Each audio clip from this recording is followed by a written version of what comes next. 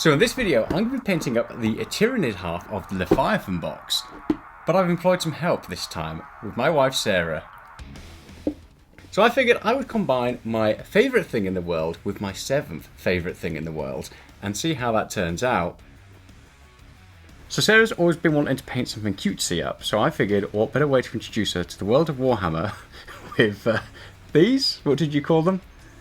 Snakes holding guns? Snakes holding guns. So I've already come up with a paint scheme for these Tyranids, and I figured what better way to show you how to do it than by walking through a complete newbie to the hobby, because you've not painted like any minis before, have you? No, I have no idea what I'm doing. So we are about to find out. So if she can do it, you can do it as well. Not that I don't have faith in your abilities, by the way, so...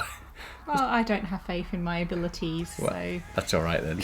So, well, let's get cracking, shall we? So I decided to go with the Tyranid side of things because A, they're awesome, but also I've painted up a lot of Space Marines recently, so I'll leave them until a little bit later. And I'm still toying between, do I go Ultramarines or do I try another chapter instead? So unboxing this, I felt like a kid at Christmas. It well and truly took me back to the past. And I've got to say, I actually found these so much simpler to put together than other Games Workshop kits I've used in the past. I've complained about it before, like their instructions are just weird, but these push fit models all went together really, really nicely. You barely needed to use any glue. And to be honest, you could probably get away with not using any glue at all. So I got all of my Tyranids assembled, and then I gave in and I bought a couple of extra kits online as well, which I haven't painted up in these videos, but maybe in the future, and then I got to it. So first things first, I hit them with a Zenithal Prime. So hitting them all with black all over through my airbrush and then white from above. And at this stage, I wanted to kind of mix it up and give them a little bit of pre-shading with some pinks. Now the pink that I use for this is a Wildling Flesh, which is from the Army Painter Air set. And I've got to say, it's a really nice pink. It helps to get some shading on there. And all I did is I kind of hit them all from below with this pink and tried to get some of those skin areas so that way it had to come through later on. This step kind of becomes irrelevant for me because I didn't actually wipe away as much oil later, which you'll see. But it is quite a nice step to do if you plan on having that sort of base layer come through later on. Once all of the pre-shading was done, I went over to my painting table and I grabbed my Army Painter Speed Paints 2.0 and I used Orc Skin for all like the carapace areas, like the claws, and just anywhere that I wanted that sort of like more skeletal bit to be. The great thing about speed paints, obviously, they're all like pre-finned, you don't have to do too much prep time, but it does take a long time when you're doing the full half box with this. There was a lot of painting, a lot of putting it in place, so that took some time. Also, I would probably recommend using a little bit of speed paint medium with this. So I was using about 3 drops of speed paint and 1 drop of speed paint medium. And the reason for this is because the new 2.0s dry faster, they dry in the palette really, really quickly and they become like this rubberized texture that you then have to scrape out. Adding a little bit of speed paint medium into them just keeps them wet for longer. It means you've got a lot more working time with them. So just one thing to bear in mind. Your tissues to take some paint off of your brush if need be, like there where it's too much. Okay. Just kind of like mop it up. Okay, I didn't realise I could do that. So you can do that. You can go back in and like mop it up and then use your tissue to remove some paint like there where it's pooling and dripping, for example. That's what I wanted to do. I wasn't sure I was allowed to with this, whether it caused problems. No, that's fine. So anything like that, yeah, you just kind of go back in, you can wick it away and that stops it from pooling on the high edges. Oh, so that was great because that was a pro tip there. Oh dear, I don't want pro tips. Oh, wow. There's a rejection and a half. Just a little pro tip. I want food. Oh, okay, well, there's another rejection. Once you've done all the Orc Skin, I decided to throw in another colour just to make them pop just a little bit. And that's another Speed Paint 2.0 Caribbean Blue. Now I did this on things like the Screamer Killer, on his like brain area, on all the brain areas of like the other bugs and stuff like that. On my Leapers, they've got these kind of like little bits of blue around their claws, and I just like the way this contrasts and adds just a little bit of extra colour onto them. Once all of that was done, I left them to dry, and then afterwards I came back in with an oil wash. If you've seen my oil washes in the past, you basically take some oil, so in this case I'm using Winsor & Newton and Magenta, popping some of that into a cup and then using some white spirits. Once you've got it mixed to the consistency that you like, you slosh it all over the model and it basically does the rest. The great thing about this is you can come back in and wipe it off some of the high areas if you want to. Anywhere you've got some pooling, you can take it away, and you can reactivate it as well with some white spirits. I tend to leave my oil washes for about half an hour to dry and then come back in and wipe them off the high surfaces, but I actually really liked the way they were looking, so I only removed it off a couple of my units. The Screamer Killer, for example, on like the tops of his I don't know if you can call them shoulders, but like on the tops of like the shoulder areas, I removed it where it pooled there. But for the most part, I left it on because I was quite liking the way these were looking. One note to say when you're using an oil wash is you don't need to varnish beforehand, but if you are using something like the airbrush paints on them, because these go down in a much, much thinner level, I have found in the past that if you do it too soon afterwards, it can cause them to sort of like crack and flake away. So I tend to leave these for about 12 hours to set, and then they're safe to use an oil wash over. If I do anything before that 12 hours, I will sometimes encounter issues.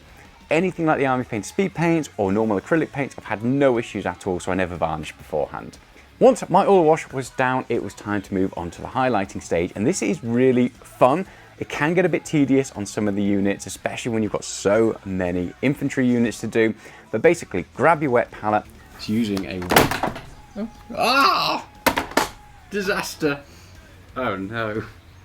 He's using a very soggy wet palette. Pop a little bit of moot green on there, or a nice light vibrant green on it, and then thin it down.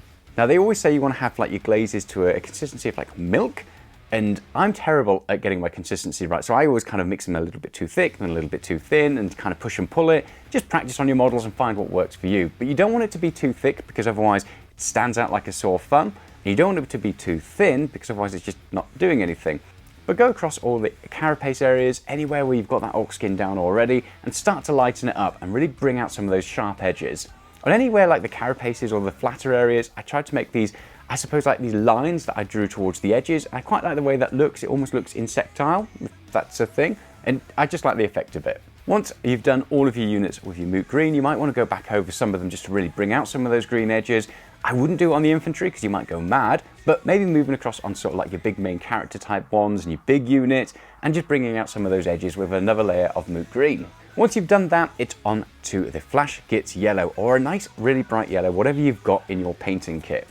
Again, thin this down and maybe make it a little bit thinner than you had your moot green, and go across all of those sharp edges, any of the top areas you want to really stand out and bring out the yellow. I also used that same yellow on all things like the teeth. On some of the weapons, they have these like spore things as well, and I popped that on there, and I really like the way these started to look. The lazy painter in me basically left all the lower halves unhighlighted and focused really on the top half, because that's where I wanted all of the focus to be drawn when people were looking at my models. It also sped things up a lot as well, because it means I didn't have to do all the hooves and the lower claws and just all the bits that would drive me into absolute insanity.